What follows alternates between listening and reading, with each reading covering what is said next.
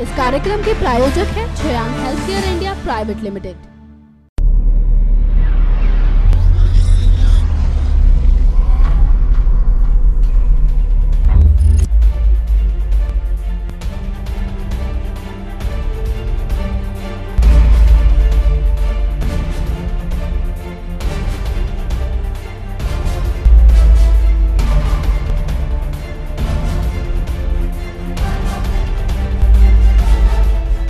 किरदार, विचार, कलाकार, इन तीनों को साथ लेकर देश को हिंदी सिनेमा के रूप में एक सौगात देने वाले दादा साहब फाल्के। जी हाँ, ये वो नाम है जिसने भारत में सिनेमा को उड़ान भरने का हुनर दिया।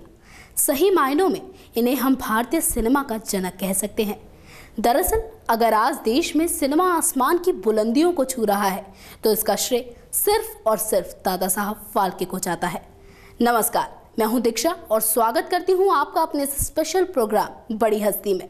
इस प्रोग्राम में पिछली बार मैंने आपसे मुलाकात की थी राष्ट्रपिता महात्मा गांधी के जीवन की कुछ झलकियों को लिए, और इस बार मैं फिर हाजिर हूं एक बड़ी शख्सियत यानी दादा साहब फाल्के के जीवन की कुछ झलकियां लिए। तो चलिए देखते हैं कि भारत को हिंदी सिनेमा देने वाले दादा साहब फाल्के का जीवन आखिर कैसा था।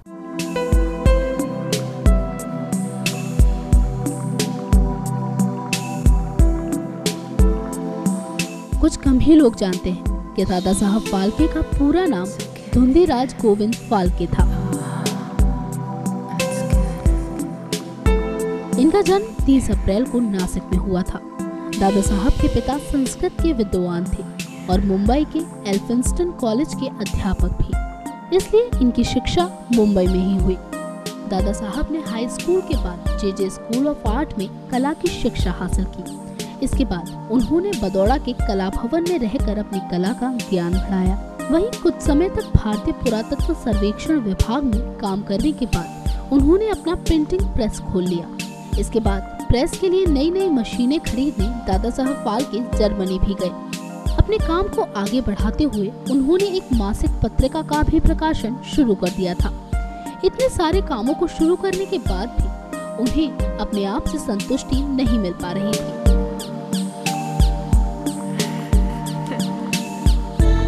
ये बात सन 1911 की है, जब दादा साहब फाल्के को मुंबई में ईसा मसीह के जीवन पर बनी एक फिल्म देखने का अवसर मिला।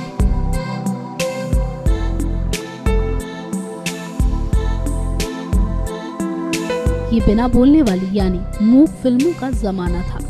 फिल्म देखने के बाद दादा साहब ने सोचा कि हमें भी अपने देश के महापुरुषों के जीवन पर आधारित ऐसी फिल्में बनानी चाहिए। बस यहीं से शुरू हुआ दादा साहब फाल्के के जीवन का वो सफर जिसने उन्हें औरों से कुछ अलग करने की प्रेरणा दी।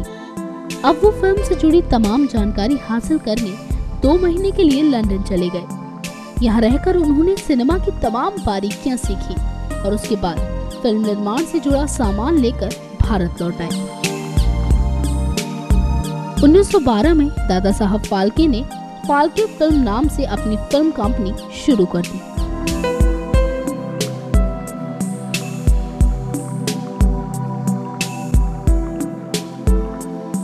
कंपनी शुरू करने के बाद दादा साहब फाल्के ने फिल्में बनाने का सिलसिला भी शुरू कर दिया। फिल्म निर्माण के साथ ही निर्देशन, पटकथा, लेखन जैसे तमाम क्षेत्रों में काम करके भारतीय सिनेमा को उन्होंने अनमोल योगदान दिया। दादा साहब की पहली फिल्म जो बड़े पर्दे पर रिलीज हुई उसका नाम था राजा हरिश्चंद्र। फिल्में बनाने की जिद करके इस तरफ कदम बढ़ाने वाले दादा साहब फाल्के की पहली मूक फिल्म 3 मई सन 1913 को मुंबई के कोरोनेशन थिएटर में रिलीज हुई। इस फिल्म का नाम राजा हरिश्चंद्र था। इसके बाद दादा साहब ने 20 वर्षों में 95 फिल्में और 26 लघु फिल्में बना डाली। वैसे दादा साहब फाल्के की फिल्म निर्माण की खास बात यह है कि उन्होंने अपनी फिल्में बम्बई के बजाय नासिक में बनाई।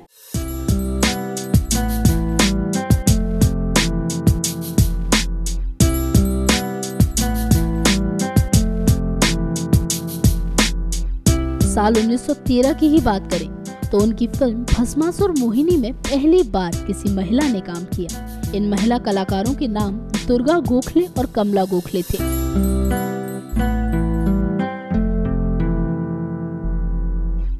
वैसे एक खास बात बता दें कि इससे पहले पुरुष कलाकार ही महिला किरदारों को पर्दे पर साकार किया करते थे।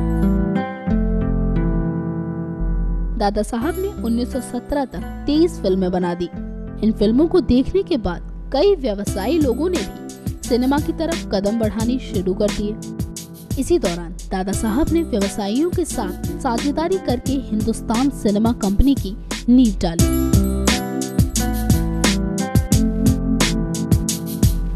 दादा साहब अपने काम में इतने मशगूल हो गए कि उन्होंने 125 फिल्मों का निर्माण कर डाला। इससे भी खास बात तो ये है कि इसमें से भी अधिकतर फिल्मों की कहानी लिखने के साथ साथ निर्देशन का काम भी उन्होंने खुद संभाला। यहाँ ये भी बता दें कि दादा साहब की आखिरी मूक फिल्म यानी बिना बोलने वाली फिल्म सेतु बंधन थी, जो सन 1932 में रिलीज हुई।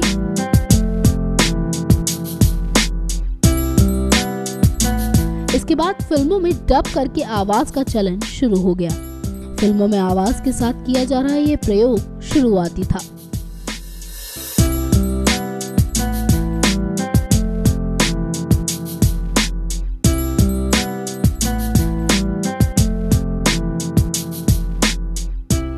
अब जब सिनेमा जगत को आवाज मिल ही चुकी थी तो देश में बोलती फिल्मों का चलन शुरू हो गया। हालांकि दादा साहब फाल्के को मूक फिल्में बनाने में महारत हासिल थी, लेकिन उन्होंने भी बोलती फिल्मों के साथ खुद को फिट कर लिया। अपने पूरे करियर में दादा साहब ने सिर्फ एक बोलती फिल्म को बनाया, जिसका नाम था गंगा अवतरण।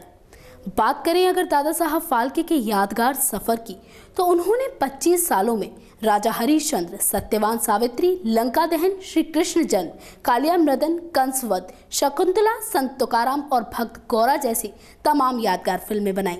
इसके साथ ही फिल्मी जानकार मानते हैं कि 100 से ज्यादा फिल्में बनाने वाले दादा साहब फाल्के की फिल्मों के दृश्य संवेदना के साथ साथ तकनीकी स्तर पर भी खरे उतरते हैं।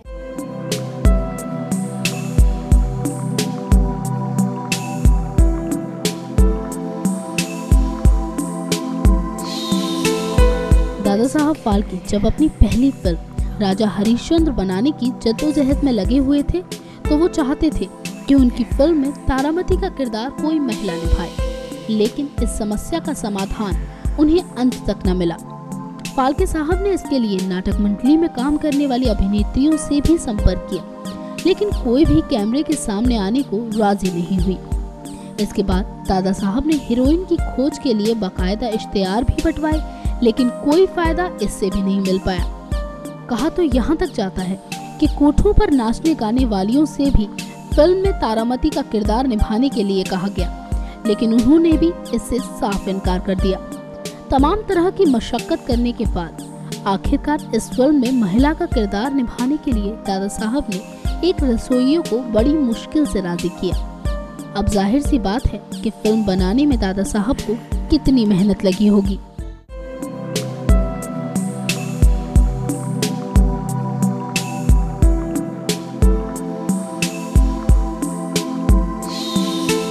सिनेमा में फाल्के साहब के अमूल्य योगदान को देखते हुए साल 1969 में उनके नाम पर दादा साहब फाल्के सम्मान की शुरुआत हुई।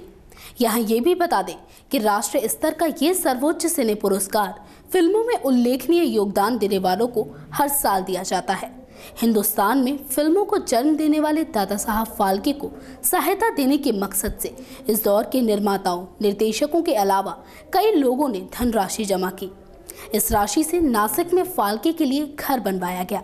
16 फरवरी सन 1944 ये शायद भारतीय सिनेमा के सबसे दुखद दिनों में से एक दिन था, क्योंकि इस दिन भारतीय सिनेमा को सींचने वाले दादा साहब फाल्के का निधन हो गया।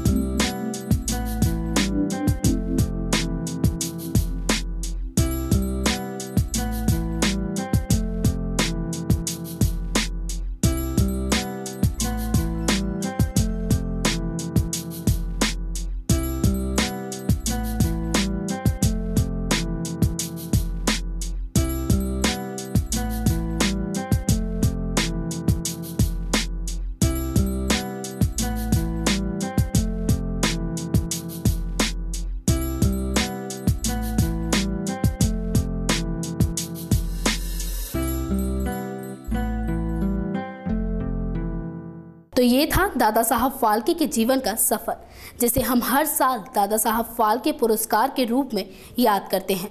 बड़ी हस्ती के आज के इस प्रोग्राम में सिर्फ इतना ही। अगली बार फिर आपसे मुलाकात करूंगी ऐसी ही किसी बड़ी शख्सियत की कहानी लेकर।